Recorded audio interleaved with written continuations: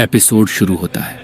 माँ की जेनिन अपने ही घर लौटती है और सामने मिलता है नाओया, जो आते ही उसे कचरा समझकर बात करता है।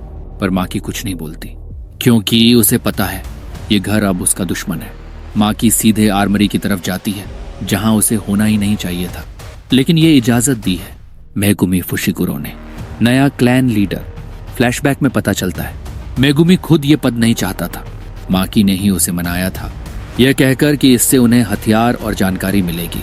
पर सच ये है, माकी जानती थी उसे इस घर में अकेले लड़ना है।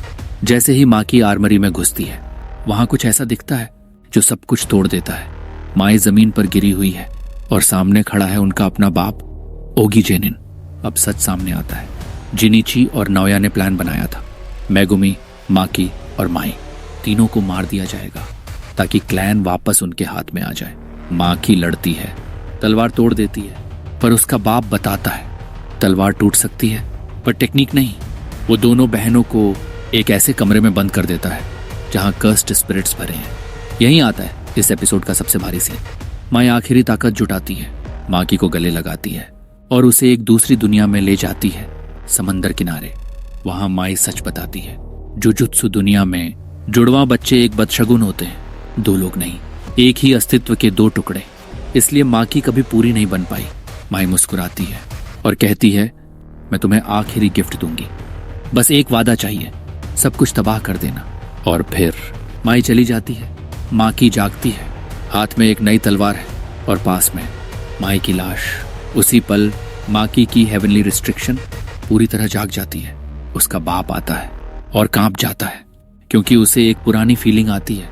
वो माकी को फेल्योर बोलता है, पर बोलते बोलते उसका सिर कट चुका होता है। अलार्म बजता है, कुकुरु यूनिट आती है, elite soldiers, screen black and fight हो जाती है और माकी किल बिल के क्रेजी 88s की तरह सबको काट देती है। खून, साइलेंस और सिर्फ एक चलती हुई माकी।